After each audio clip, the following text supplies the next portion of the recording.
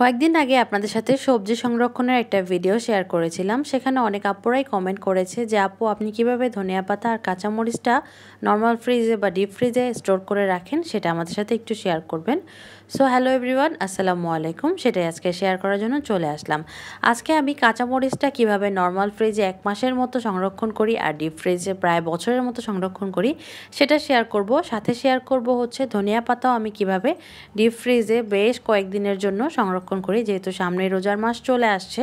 তো ধনিয়া পাতা কাঁচামরিচের দাম বাড়াও শুরু হয়ে যাবে, সেই জন্য আগে থেকে কিছু স্টোর করে রাখছি। প্রথমে যেটা শেয়ার করব সেটা হচ্ছে কাঁচামরিচগুলোকে আমি কিনে এনেছি বাজার থেকে। আনার পরে এগুলোকে এখন বোটাটা ফেলে দিব, আর হচ্ছে যেগুলো একটু লাল একটু ভাঙা টাইপের সেগুলোকে আলাদা রাখবো, যেগুলো একদম সুন্দর সেগুলোকে আলাদা রাখবো। কারণ যেহেতু অনেক দিনের জন্য ডিপে সংরক্ষণ করব, সেহেতু ভালো করে চেক করে তারপরে হচ্ছে আমাকে রাখতে হবে। এই জন্য আমি বেশ ভালো করে চেক করে করে একটু লাল ভাঙাগুলো ওই বাটির মধ্যে রাখছি, আর হচ্ছে ঝুড়ির মধ্যে রেখে দিচ্ছিলাম যেগুলো একদম ফ্রেশ আর সুন্দর। এই সময় কিন্তু কাঁচামরিচের দাম খুবই কম, এই জন্য একটু বেশি করে কিনে আনা হয়েছে। এখন এগুলোকে আমি বোটা সবগুলো ভালো করে পরিষ্কার করে নিচ্ছি একটু চেক করে করে। তো কাঁচামরিচগুলো আমার হচ্ছে বাছা শেষ হয়ে গেছে, তারপরে এটাকে বেশ ভালো করে এখন ধুয়ে নিব। ফ্রোজেন আইটেমটা রাখার আগে অবশ্যই ভালো করে ধুয়ে রাখতে হবে। এখন আমি এটাকে বেশ ভালো করে উল্টে পাল্টে ধুয়ে নিব। ধোয়ার পরে একটা হচ্ছে আমি রুমাল বিছিয়ে নিয়েছি, কিচেনের জন্য যে ইউজ করি সেগুলো। আপনারা চাইলে এক্ষেত্রে টিস্যু অথবা যে কোনো টাওয়াল ইউজ করে দিতে পারেন। তো আমি এখন এটাকে একটু হাত দিয়ে স্প্রেড করে দিচ্ছি।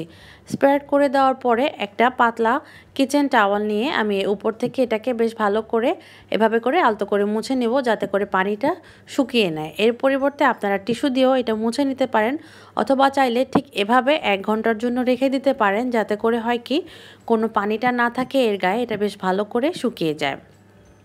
নর্মাল ফ্রিজে ডিপ ফ্রিজে যেভাবেই রাখেন না কেন অবশ্যই পানিটা শুকিয়ে আপনি তারপরে রাখবেন। তো প্রথমে আমি দেখাচ্ছি আমি নর্মাল ফ্রিজে কিভাবে রাখি। তো নর্মাল ফ্রিজে রাখার জন্য আমি একটা বক্স নিয়েছি। এখন বক্সের মধ্যে দিয়ে দিব টিস্যু। কিচেন টিস্যু হলে একটা দিলে হবে, যেহেতু এগুলো একটু মোটা থাকে। আমি নর্মাল টিস্যু ইউজ করছি, এজন্য 2টা দিচ্ছি। তো আমি এটাকে বেশ সুন্দর করে কয়েকটা কাঁচামরিচ নিয়ে স্প্রেড করে দিলাম যতটুকু আটে। তারপর আরেকটা টিস্যু 2 ভাঁজ করে নিয়ে এটার উপরে দিয়ে দিলাম। এখন এটাকে সুন্দর করে হচ্ছে ঢাকা দিয়ে ফ্রিজে রেখে দিব। আর এটাই প্রায় 1 মাসের মতো কাঁচামরিচগুলোকে অনেকটাই সংরক্ষণ করার জন্য উপকারী, কারণ এতে করে টিস্যুটা এক্সট্রা যে ময়েশ্চার আছে সেটা শুকে নেয়, এক্সট্রা পানিটাও লাগতে দেয় না, বেশ সুন্দর থাকে কাঁচামরিচগুলো। আরেকটা ওয়ে আপনাদের সাথে শেয়ার করছি নর্মাল ফ্রিজে রাখার জন্য। বাসায় কিন্তু এই টিস্যু ব্যাগগুলো আমাদের সবারই কম বেশি থাকে দেখবেন। তো এই টিস্যু ব্যাগে রাখলে হয় কি, আলাদা কোনো পানি থাকলে সেই টিস্যু ব্যাগটা পানিটা শুকে নেয় আর কাঁচামরিচগুলো বেশ ভালো থাকে। তারপর আমি কাঁচামরিচটাকে একটু ভিতরে ঢুকিয়ে দিয়ে এটাকে আলতো করে ভাঁজ করে নিলাম। ভাঁজ করার পরে একটা পলি ব্যাগ নিলাম। পলি ব্যাগের মধ্যে এখন এই টিস্যু ব্যাগটাকে ঢুকিয়ে নিব। এভাবে করে হচ্ছে আমি স্টোর করে রেখে দেই। 1 মাস পর্যন্ত বেশ ভালো থাকে। আর যখন হচ্ছে লাগে আমি বের করে ডিরেক্টলি তরকারিতে ইউজ করে ফেলি, যেহেতু ওয়াশ করাই থাকে। তো এখন দেখাচ্ছি কীভাবে আমি ডিপ ফ্রিজে রাখি। ডিপ ফ্রিজে রাখার নিয়ম কিন্তু সেমই। প্রথমে আপনার মরিচের বোটাগুলোকে ফেলে মরিচটাকে বেশ ভালো করে ধুয়ে পানিটা ঝরিয়ে নিতে হবে, অবশ্যই পানিটা ঝরিয়ে নিতে হবে। তারপরে আমি একটা জিপলক ব্যাগ নিয়ে এর মধ্যে হচ্ছে কাঁচামরিচটা স্টোর করছি। জিপলক ব্যাগ যে নিতে হবে এমন কোনো কথা নেই। আপনাদের বাসায় যদি বক্স থাকে অথবা পলি থাকে, পলির মধ্যেও আপনারা এভাবে করে কাঁচামরিচগুলো রাখতে পারবেন। মেক শিওর করবেন কাঁচামরিচটা যাতে ভেজা না থাকে, আর হচ্ছে ভেতরে যাতে বাতাস যদি থাকে বাতাসটা যাতে বের হয়ে যায়। এভাবে করে হচ্ছে আমি কাঁচামরিচগুলোকে একদম জিপলক ব্যাগ, এয়ারটাইট ব্যাগ যেটাকে বলে, এভাবে করে রাখবো যাতে করে বেশ ভালো থাকে। আর এভাবে করে ঠিক 1 বছরের মতো পর্যন্ত দেখবেন কাঁচামরিচগুলো একদম সুন্দর থাকে। আপনারা যদি তরকারিতে হচ্ছে কেটে কাঁচামরিচ খান, চাইলে আপনারা কেটেও ঠিক এভাবে করে জিপলক ব্যাগে ভরে রেখে দিতে পারেন, এতেও কিন্তু ভালোই হয়। কিন্তু আমি যেহেতু আস্ত কাঁচামরিচই ইউজ করি তরকারিতে, এই জন্য আমি আস্তভাবেই কাঁচামরিচটা রেখে দিচ্ছি। আর ডিরেক্টলি বের করে এটাকে আপনি তরকারিতে ইউজ করে ফেলতে পারবেন, কোনো ধোয়ার ঝামেলা নেই, কোনো প্রকার কোনো আলগা ঝামেলা নেই। এভাবে করেই আমি সবগুলো কাঁচামরিচ হচ্ছে ফ্রোজেন করে ফেললাম এয়ারটাইট জিপলক ব্যাগগুলো আছে সেটাতে করে। এখন এটাকে আমি ডিপ ফ্রিজে সংরক্ষণ করব প্রায় 1 বছরের জন্য। কিন্তু আমার কাঁচামরিচ মোটামুটি সংরক্ষণ যে আইডিয়াটা সেটা হয়ে গেছে। আশা করি এই ভিডিওটা আপনাদের উপকারে আসবে। আমি দুইভাবেই দেখালাম, নর্মাল ফ্রিজেও কিভাবে রাখা যায়, ডিপ ফ্রিজেও কিভাবে রাখা যায়। আর বাকি যে কাঁচামরিচগুলো ছিল, যেগুলো হচ্ছে একটু লাল একটু ভাঙা, সেগুলোকে আমি একটা ব্লেন্ডার জারে নিয়ে সুন্দর করে পেস্ট করে ফেলবো। তারপরে এই পেস্টটাকে আইস মোল্ড আছে, আইস মোল্ডের মধ্যে দিয়ে রেখে দিব। তারপরে তরকারি রান্না করার ঠিক আগে এটাকে একটা মোল্ড থেকে একটা বক্স বের করে তারপরে ডিরেক্টলি তরকারিতে দিয়ে দিতে পারবো। আর যদি আপনারা আইস মোল্ডটা পরবর্তীতে অন্য কাজে ব্যবহার করতে চান, তখন এটা শক্ত হয়ে যাবে, তখন এটাকে ডিমোল্ড করে একটা পলি ব্যাগে অথবা বক্সে রেখে দিতে পারেন। এতেও কিন্তু বেশ সুন্দর হয়। তো আশা করি এই আইডিয়াটা আপনাদের কাজে লাগবে।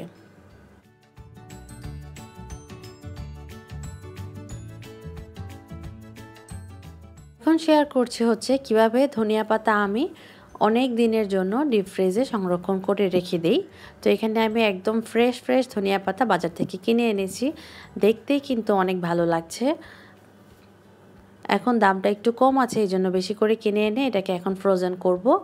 এখন যে ধনিয়া পাতাগুলোকে প্রথমে আমি পরিষ্কার করে বেছে নিব, নিচের গোড়ার অংশটাকে ফেলে দিয়ে পাতার অংশটাকে নিয়ে নিব।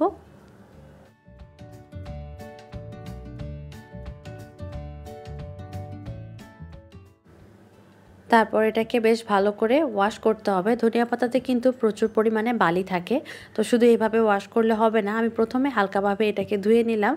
তারপরে একটা বাটি নিয়ে এর মধ্যে হচ্ছে ধনিয়া পাতাগুলোকে কিছুক্ষণ ভিজিয়ে রাখবো। এতে করে যে ধুলা বালিগুলো আছে সেগুলো নিচে পড়ে যাবে। তারপর সেখান থেকে ঝরিয়ে উঠিয়ে 2-3 বার এটাকে ধুয়ে নিয়েছি। তারপরে এইভাবে করে কিছুক্ষণ রেখে দিব যাতে করে এর পানিটা ঝরে যায়। তারপরে আমি এটাকে এখন কেটে নিচ্ছি। অনেক বেশি কুচি করে কেটে নিতে হবে এমন কোনো কথাই নেই। নর্মালি করে আপনারা যতটুকু আপনাদের হাতে আসে ঠিক সেভাবে করে এটাকে কেটে নেবেন। কারণ যেহেতু এটা আমরা ডিপে সংরক্ষণ করব, ফ্রোজেন করার পরে এটা অনেক বেশি ঝরঝরে হয়ে যায়। আপনারা তখন হাত দিয়ে একটু বের করে তরকারির উপরে দিয়ে দিতে পারবেন। এই জন্য এটাকে অনেক বেশি কুচি করার কোনো দরকার নেই। যতটা সম্ভব আমি কুচি করে নিচ্ছি। তো ধনিয়া পাতাগুলো কিন্তু কুচি করা হয়ে গেছে। এখন একটা জিপলক ব্যাগ নিয়ে আমি এটাকে রেখে দিচ্ছি।